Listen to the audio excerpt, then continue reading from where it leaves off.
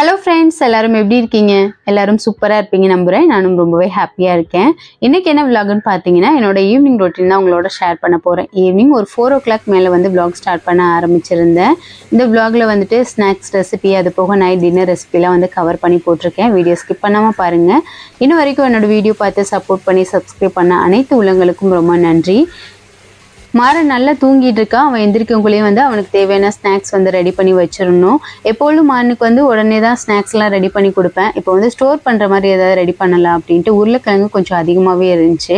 இந்த உருளைக்கிழங்கு வந்துட்டு ஸ்வீட்டாக இருந்துச்சு. குழம்புக்கு போட்டாலும் நல்லா இல்லை, பொரியல் பண்ணாலும் நல்லா இல்லை, ஒரு மாதிரி இனிக்கிறாப்பில் இருந்துச்சு. அதை வச்சு செய்கிறதுக்கு எனக்கும் விருப்பம் இல்லை. சரி சிப்ஸ் போட்டு வச்சுட்டோன்னா மாறன் நல்லா சாப்பிட்டுப்பான், கொஞ்சம் ஸ்வீட்டாக தானே இருக்கும் அப்படின்ட்டு சிப்ஸ் தான் போட போகிறேன். அதுக்கு முன்னாடி உருளைக்கிழங்கு நல்லா வாஷ் பண்ணி எடுத்துட்டேன். நல்ல பெரிய கிழங்கா வந்து ஒரு 6 கிழங்கு எடுத்துக்கிட்டேன். தோல்லாம் சீவிட்டு தண்ணியில் போட்டு வச்சுருந்தேன். ஏன்னா வந்து ஒரு மாதிரி உருளைக்கிழங்கு நார்மலாகவே அப்படியே வெளியில் வச்சோன்னா அதோட கலர் வந்து சேஞ்ச் ஆகும். அதனால் வந்து தண்ணியில் போட்டு வச்சுருக்கேன். இந்த மிக்சர் ஜாரில் தான் வந்து ஸ்லைஸ் பண்ண போகிறேன். இதோட ரிவ்யூ கேட்டிருந்தீங்க. இது வந்து பிரீத்தி ஜோடியாக். இது வாங்கி ஒரு 2 வருஷம் கிட்ட இருக்கும். அதிகமாக யூஸ் பண்ண மாட்டேன். மாறனுக்கு வந்து ஜூஸ் போடணுன்னா எடுத்து ஜூஸ் போடுவேன். மற்றபடி வந்து கட் பண்ணுறதெல்லாம் வந்து கத்திலே கட் பண்ணிடுவேன். இது ஒரு தடவை கட் பண்ணிவிட்டு வாஷ் பண்ணி எடுத்து வைக்கக்குள்ளேயும் கட் பண்ணியும் முடிச்சிடலாம் அப்படின்ட்டு பெருசாக இதை யூஸ் பண்ண மாட்டேன். இன்றைக்கி வந்து உருளைக்கிழங்கு ஸ்லைஸ் பண்ணுறதுனால வந்து இந்த பிளேடு எடுத்துருந்தேன். ஏன்னா வந்து மெலிசா வந்து கட் பண்ணி கொடுத்துரும். நம்ம வந்து கத்தியில் கட் பண்ணும்போது அந்தளவுக்கு மெலிசா கட் பண்ண முடியாது. இதோட திக்னஸ் பார்த்தீங்கன்னா தெரியும் எந்த அளவுக்கு வந்து மெலிசா கட் பண்ணி கொடுத்துருக்கு அப்படின்ட்டு. உருளைக்கிழங்கு ஸ்லைஸ் பண்ணதுக்கப்புறம் அதை வந்து ஒரு தாம்பூலத்தட்டில் டிஷ்யூ பேப்பர் போட்டு வச்சுருக்கேன். ஏன்னா உருளைக்கிழங்கு வந்து ஸ்லைஸ் பண்ணதுக்கப்புறம் அதில் லைட்டாக வந்து ஈரப்பதம் இருக்கும். டிஷ்யூ பேப்பரில் போட்டு வச்சோம்னா அந்த ஈரப்பதெல்லாம் அப்சர்வ் பண்ணட்டும் அப்படின்ட்டு அதில் போட்டு வச்சுருந்தேன். நல்லா எண்ணெய் காய்ச்சதுக்கப்புறம் 1 by 1 போட்டு பொரிச்சு எடுக்க வேண்டியதுதான். நம்ம எந்த அளவுக்கு மெலிசா கட் பண்ணி எடுக்கிறோமோ அந்த அளவுக்கு கிறிஸ்பியாக வரும். மொத்தமாக போட்டோன்னா நம்ம வந்து பொரியல் இந்த வறுவல் பண்ணுற மாதிரி அந்த அளவுக்கு ஆகிடும். அதனால் வந்து ஸ்லைஸாக வந்து கட் பண்ணி எடுத்து வைக்கணும்.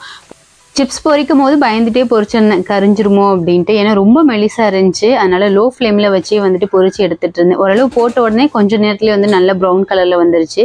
கொஞ்சம் நேரம் வந்து வதங்கினாப்புல இருந்துச்சு. அதுக்கப்புறம் வந்து அந்த சூடெல்லாம் குறைஞ்சதுக்கப்புறம் நல்லா வந்து இப்படி அமைக்கி பார்த்தாவே போது நல்லா கிறிஸ்பியாக வந்து உடையிற சத்தம் கேட்டுச்சு. அந்தளவுக்கு வந்துருச்சு. இது கூட மிளகாய் தூள்லாம் போடல. ஏன்னா மாறன் சாப்பிட மாட்டான் மிளகாய் தூள்லாம் போட்டால். இதே பெப்பர் போட்டால் சாப்பிட்டுப்பான் ஓரளவு. அதனால் வந்து பெப்பரும் கூடவே உப்பு போட்டு வந்து குலுக்கி வைக்க போகிறேன். இதுதான் ஃபர்ஸ்ட் டைம் மாறனுக்கு வந்துட்டு நான் உருளைக்கிழங்கு சிப்ஸ் போட்டு கொடுக்குறது. இது வந்து 2 வாரத்துக்கு தாராளமாக தாங்கும். அவ்வளோக்கும் சாப்பிட மாட்டான்.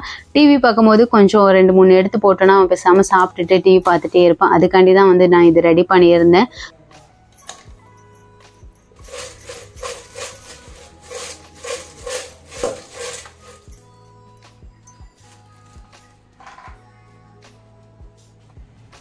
சிப்ஸ் நல்லா சூடு ஆறுனதுக்கப்புறம் ஒரு ஏர்டைட் பாக்ஸில் வந்து போட்டு வச்சிட்டோன்னா நல்லா கிறிஸ்பியாகவே இருக்கும். அது சூடு குறைஞ்சதுக்கப்புறம் போடணும். அப்படியே போட்டோன்னா நமத்து போன மாதிரி ஆகிடும். மாறனுக்கு மட்டும் கொஞ்சம் சாப்பிட்றதுக்கு கொஞ்சம் எடுத்து வச்சுட்டேன்.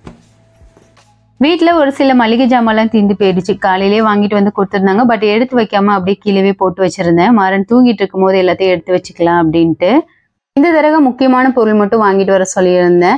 எப்பொழுதும் தாராளமாக 2 லிட்டர் மட்டும் தான் எண்ணெய் தேவைப்படும். இந்த தடவை வீட்டுக்கு ஆள் வந்திருந்தனால 1 லிட்டர் வந்து எக்ஸ்ட்ரா தேவைப்பட்டுச்சு. நான் வந்து கடலை எண்ணெய் இல்லை தேங்காய் எண்ணெய் இது 2 எண்ணெய் தான் வாங்குவேன். டேஸ்ட்டுமே சூப்பராக இருக்கும். அது கூட வந்து பொட்டு கடலை.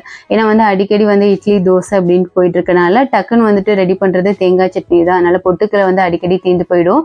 சம்மர் டைம்ங்கிறனால கூழ் வந்து அடிக்கடி குடிக்கிறாங்க. அதனால் வந்துட்டு ராகி கம்பு இதெல்லாம் வாங்கிட்டு வந்திருந்தோம்.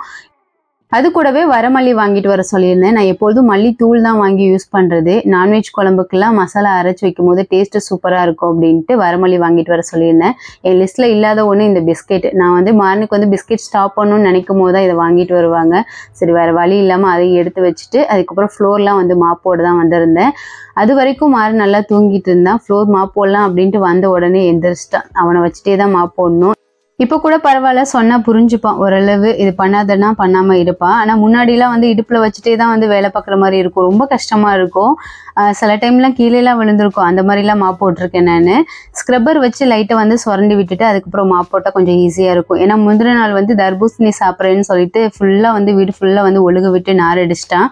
அது போக பல ஸ்மெல்லுமே இருந்துச்சு. வீட்டுக்குள்ள என்ட்ரான உடனே அந்த தர்பூசணியோட ஸ்மெல்லு, ஃப்ரிட்ஜ் ஓப்பன் பண்ண அங்க ஸ்மெல்லு, எல்லா இடத்துலயும் ஸ்மெல்லு. அது போக வந்து அந்த கரையும் வந்து டைல்ஸ்ல அப்படியே தெரிஞ்சுட்டே இருந்துச்சு. சரி ஃபுல்லா மாப் போட்டு விட்டுடலாம் அப்படின்ட்டு ஒரு மாப் தான் எடுத்துட்டு வந்திருந்தேன்.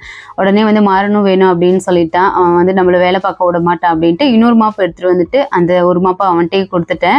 அதுக்கப்புறம் நான் போட்டேன், என்னை டிஸ்டர்ப் பண்ணாம இருந்தா சரி அப்படின்ட்டு. நான் பண்றதெல்லாம் பார்த்துட்டு அவனும் பண்ணணும் அப்படின்ட்டு ஒரு சைடா பண்ணிட்டு இருந்தான். ஏதோ வந்து ஆனா நான் ஒரு சைடு மாப் போட்டுட்டு இருந்தேன்னா இன்னொரு சைடு வந்துட்டு மாப்புல தண்ணி எடுத்துட்டு கீழே வந்து சிந்துறது. இதுலயே வந்து எனக்கு டபுள் வேலையா இருந்துச்சு. அவனை வச்சு சமாளிச்சுட்டு ஒரு வழியா வந்து மாப்பும் போட்டுட்டேன்.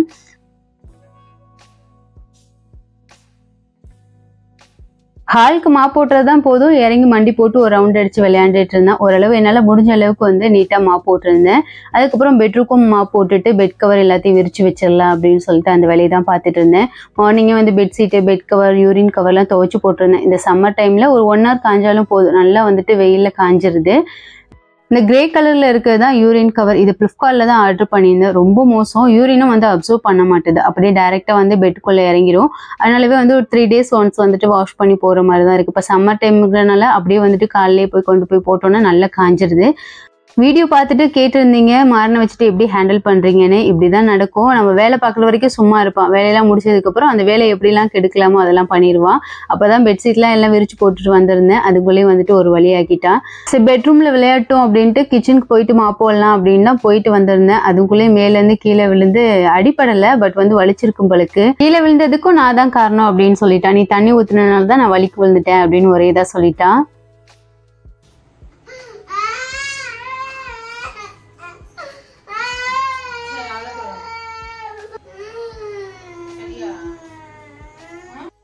மாறனாலும் போது அவனை டைவர்ட் பண்றதுக்கு வேற ஏதாவது பொருள் எடுத்து கொடுத்தோன்னா அமைதியாயிருவான். அதுவும் கொஞ்ச நேரம் மட்டும்தான், கொஞ்ச நேரம் வந்து அமைதியா இருப்பான். சரி அந்த நேரம்னாச்சும் அமைதியா இருக்கட்டும், ஏதாவது வேலை பார்க்கலாம் அப்படின்ட்டு முளைக்கட்டின பச்சை பயிர் எடுத்து காமிச்சிட்டு இருந்தேன். இது 2 நாள் வச்சிருந்தேன், நல்ல முளைக்கட்டி வந்துருச்சு. மாறனுக்கு வந்துட்டு அவிச்சு கொடுக்கறதோட இந்த மாதிரி முளைக்கட்டி அப்படியே ஃப்ரெஷ்ஷா கொடுத்தோன்னா அப்படியே நல்லா சாப்பிட்டுப்பான். மற்ற பயிரோட பச்சை பயிர் வந்து சீக்கிரமே முளைக்கட்டி வந்துடும். நான் அடிக்கடி யூஸ் பண்ணுறதே இந்த பச்சை பயிர். இதில் அவ்வளோ ப்ரோட்டீன் கண்டென்ட் இருக்குது. கண்டிப்பாக வந்து குழந்தைங்களுக்கும் இது கொடுக்கலாம், நல்லா வந்து ஹெல்த்துக்குமே நல்லது.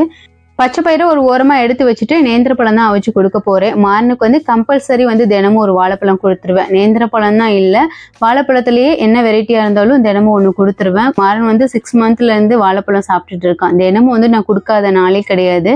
சளி பிடிச்சா மட்டும் கொஞ்சம் யோசிச்சு கொடுப்பேன். மித்த நாள் எல்லா நாளுமே வந்துட்டு மாறனுக்கு வந்து வாழைப்பழம் கொடுத்துருவேன்.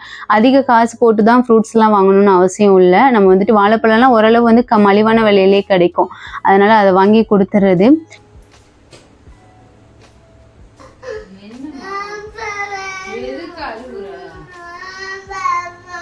கமெண்ட்ஸ்ல கூட ஒரு சிஸ்டர் கேட்டிருந்தாங்க, என்னோட குழந்தை வெயிட் கெயினே ஆக மாட்டாங்க, ரொம்ப ஒல்லியா இருக்காங்க அப்படின்னு. அதுக்கு பெஸ்ட் ஆப்ஷன் வந்து இந்த நேந்திர பழம் தான். இந்த சம்மர் டைம்ல வந்துட்டு நேந்திர பழம் ரொம்பவே சீப்பா கிடைக்கும்.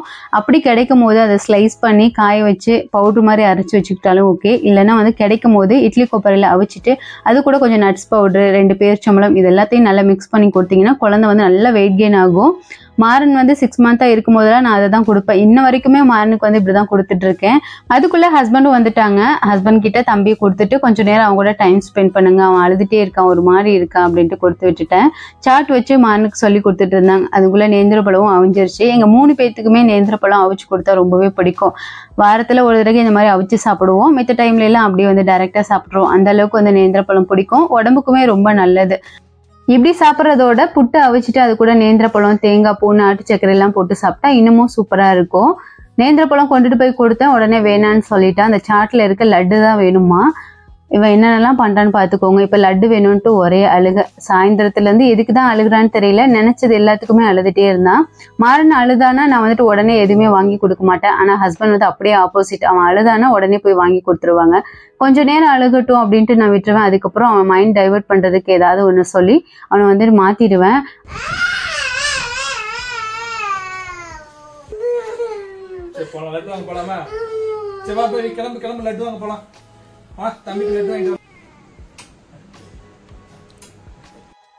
ஈவினிங்ல இருந்து வேலை பார்த்துட்டு இருந்தனால எனக்கு ஒரு மாதிரி இருந்துச்சு, ரிலாக்ஸா வெளியில போயிட்டு வரலாம் அப்படின்ட்டு அவங்களோடய போயிட்டேன். ஒரு லட்டுக்காண்டு இங்க இருந்து காந்திபுரம் வரைக்கும் போயிருந்தாங்க. நியர்பைல எங்கேயாவது தான் வாங்குவாங்கன்னு பார்த்துருந்தேன். A to B தான் வாங்கியிருந்தாங்க. பிரைஸ் ரேட்டுமே அதிகமா இருந்துச்சு. வீட்டுக்கு வந்த உடனே அவங்க 2 பேரும் ரிலாக்ஸாக கீழே விளையாட ஆரம்பிச்சிட்டாங்க. எனக்கு திரும்பியும் வேலை ஸ்டார்ட் ஆகிடுச்சு. திருப்படி கிச்சனில் நின்று அந்த வெக்கையில் தான் வேலை பார்க்குற மாதிரி இருந்துச்சு. ஏன்னா டைம் வந்து ஒரு 9 o'clock கிட்ட ஆகிடுச்சு. இதுக்கு மேலேயும் சமைக்கலைன்னா அவ்வளோதான் அப்படின்ட்டு சமைக்க வந்துட்டேன். இப்போ வந்து தோசைக்கு மாவு தான் அரைக்க போகிறேன். முளைக்கட்டின பச்சை பயிரில் பாதி அளவு எடுத்துக்கிட்டேன். அது கூட 1/2 கிளாஸ் கடலைப்பருப்பு, 1/2 கிளாஸ் துவரம் பருப்பு இது ஈவினிங்கே ஊற வச்சுட்டேன். நல்லா ஊறிடுச்சு, அதையும் சேர்த்துட்டேன். இதில் கொஞ்சம் கூட அரிசி சேர்க்கல. 3மே வந்து ப்ரோட்டீன் கண்டென்ட் நிறைஞ்ச ஃபுட்டு தான். வந்துட்டு வெயிட் லாஸ் பண்ணுறவங்க, டயட் ஃபாலோ பண்ணுறவங்களாம் அரிசி வந்து ஸ்கிப் பண்ணிடுவாங்க, அதிகமாக வந்துட்டு எடுத்துக்க மாட்டாங்க. அப்படி உள்ளவங்க வந்து தோசை சாப்பிடணும்னு விருப்பப்பட்டீங்கன்னா கண்டிப்பாக வந்து இந்த மாதிரி ட்ரை பண்ணி சாப்பிடலாம். டேஸ்ட்டுமே சூப்பராக இருக்கும். கூட 2 ஸ்பூன் போல் வந்து இஞ்சி பூண்டு பேஸ்ட் சேர்த்துருக்கேன். இந்த பேஸ்ட் சேர்க்கறனால டேஸ்ட் வந்து சூப்பராக இருக்கும். அந்த பச்சை வடை அதிகமாக தெரியாது. அது கூட வந்து ஒரு கைப்பிடி போல் வந்து கொத்தமல்லி சேர்த்துருக்கேன். கொத்தமல்லி, கருவேப்பிலை இல்லைன்னா வந்து புதினா எது வேணாலும் சேர்த்துக்கலாம். ஃப்ளேவரும் சூப்பராக இருக்கும். ஒரு ஸ்பூன் போல் வந்து சீரகம் சேர்த்துருக்கேன். இது கூட தேவையான அளவு உப்பு சேர்த்துட்டு காரத்துக்கு தகுந்தாப்புல பச்சை மிளகாய் இல்லை வரமிளகா சேர்த்துக்கலாம். நான் வரமிளகா தான் சேர்க்க போகிறேன். 3 மீடியம் சைஸ் வந்து வரமிளகா சேர்த்துருக்கேன். அது கூடவே பெருங்காயத்தூள் எதுக்கு சேர்க்குறேன்னா நம்ம புளிச்சு வைக்காம வந்து மாவு வந்து தோசை ஊற்ற போகிறோம். அதனால வந்து கொஞ்சம் செரிமான பிரச்சனை எல்லாம் இல்லாமல் இருக்கிறதுக்காண்டி பெருங்காயத்தூள் சேர்த்துருக்கேன். இதோட ஃப்ளேவருமே சூப்பராக இருக்கும். அடைப்பதத்துக்கு வந்துட்டு நம்ம தோசை ஊற்றணும்னா கொஞ்சம் கெட்டியாகவே மாவு அரைச்சி வச்சுக்கணும். அது கூடவே முருங்கைக்கீரை இதெல்லாம் போட்டு வந்து அடை மாதிரி செஞ்சுக்கலாம். நான் வந்து தோசை தான் ஊற்ற போகிறேன். ஓரளவு தண்ணி ஊற்றிட்டு தோசை பதத்துக்கு வந்து ரெடி பண்ணி வச்சுட்டேன். இதுக்கு தொட்டு சாப்பிட்றதுக்கு தேங்காய் துவையல் இல்லை வந்து தேங்காய் சட்னிலாம் சூப்பராக இருக்கும். நான் தேங்காய் சட்னி தான் ரெடி பண்ண போகிறேன். அரை மூடியில் கால்வாசி போல் வந்து தேங்காய் கீரி எடுத்துக்கிட்டேன். குட்டி குட்டி பீஸாக வந்து மிக்சியில் கட் பண்ணி போட்டுட்டு அது கூடவே நிலக்கல்ல வந்து ஒரு 2 கைப்பிடி போல் வந்து எடுத்திருக்கேன். நிலக்கல்ல இல்லைன்னா வந்து பொட்டுக்கல்ல கூட சேர்த்துக்கலாம். பொட்டுக்கல்ல சேர்த்தாலும் டேஸ்ட் சூப்பராக இருக்கும். அதில் ஒரு 10 பல் பூண்டு, ஒரு பச்சை மிளகாய், தேவையான அளவு உப்பு இதெல்லாம் சேர்த்து நல்லா மிக்சியில் அரைச்சி எடுத்துக்கணும். அவ்வளோதான். தாளிப்புக்கு வந்துட்டு கடுகு அது கூட வந்து கருவேப்பிலை போட்டு தாளிப்பு கொடுத்து ரெடி பண்ணிட்டோம்னா தேங்காய் சட்னி சூப்பராக ரெடி ஆகிடும். இது கூட வந்து அந்த தோசையை வச்சு சாப்பிடும் போது அவ்வளோ சூப்பராக இருந்துச்சு. தோசை மாவு புளிக்காம தோசை ஊற்றுறமே தோசை ஒழுங்காக வருமா வராதெல்லாம் ஃபீல் பண்ண தேவையில்லை, அவ்வளோ சூப்பராக வரும். தோசை ஊற்றுறதுக்கு முன்னாடி கொஞ்சமாக தண்ணி தெளிச்சுட்டு ஹீட் குறைஞ்சதுக்கப்புறம் தோசை ஊற்றுனீங்கன்னா அடி பிடிக்காமல் வரும். அதில் வந்து தேவையான அளவு எண்ணெய் ஊற்றிட்டு டேஸ்ட்டுக்காண்டி வந்து சின்ன வெங்காயம் சேர்த்துக்கலாம் இல்லை பெரிய வெங்காயம் சேர்த்துக்கலாம். நான் பெரிய வெங்காயம் வந்து சாப்பாக கட் பண்ணி போட்டிருக்கேன். இது வந்து தோசையோடு வச்சு சாப்பிடும் போது டேஸ்ட்டு சூப்பராக இருக்கும். 2 பக்கமும் திருப்பி போட்டுட்டோன்னா நல்லா கிறிஸ்பியான வந்து தோசை ரெடி ஆகிடும். கண்டிப்பாக ட்ரை பண்ணி பார்த்துட்டு உங்கள் ஃபீட்பேக்கை ஷேர் பண்ணுங்கள். ஹெல்த்தியான ரெசிபி யூஸ்ஃபுல்லாக இருக்கும் அப்படின்றனால தான் உங்களுக்கு ஷேர் பண்ணுறேன். எங்களுக்கு ரொம்பவே பிடிச்சி போயிருந்துச்சு. நைட் வந்துட்டு சாப்பிட்டு முடிச்சதுக்கப்புறம் சிங்க்கு அது போக வந்து கிச்சன் கவுண்டரை ஃபுல்லாக வந்து க்ளீன் பண்ணிட்டேன். நைட் தூங்குறதுக்கு முன்னாடி பாத்திரம் கழுவுன இடத்துல வந்து சுடுதண்ணி ஊற்றி இப்படி கழுவி விட்டுருவேன். ஏன்னா வந்து ஸ்மெல் வந்து வரக்கூடாது அப்படின்றதுக்காண்டி. சுடுதண்ணி ஊற்றுறதுனால ஏதோ ஆகுமா அப்படிலாம் நினைக்காதீங்க. ஏன்னா அவ்வளோ அழுக்கு கீழே இருக்கும். சுடுதண்ணி ஊற்றும் போது அந்த அழுக்கு எல்லாமே அப்படியே அடிச்சுட்டு போயிடும். அதனால வந்து சுடுதண்ணி ஊற்றியிருந்தேன். நைட் டின்னர் சாப்பிட்றதுக்கு முன்னாடி லட்டு கொடுத்தா சாப்பிட மாட்டான் அப்படின்றனால வாங்கிட்டு வந்த கையோடய கொடுக்கல. சரி சாப்பிட்டதுக்கு அப்புறம் கொடுத்துக்கலாம் அப்படின்ட்டு எடுத்து வச்சுருந்தேன். சாப்பிட்ட உடனே வந்துட்டு லட்டு எங்கம்மா அப்படின்னு கேட்டுட்டான். சரி எடுத்து கொடுத்துருந்தேன். யாருக்குமே ஷேர் பண்ணல, அவனே சாப்பிட்டுட்டான். சரி சாப்பிட்டா போதும் அப்படின்ட்டு விட்டாச்சு. இந்த விளாக் பிடிச்சிருக்குன்னு நம்புறேன். இந்த விளாக் பிடிச்சிருந்துச்சுன்னா மறக்காம ஒரு லைக் பண்ணி சப்ஸ்கிரைப்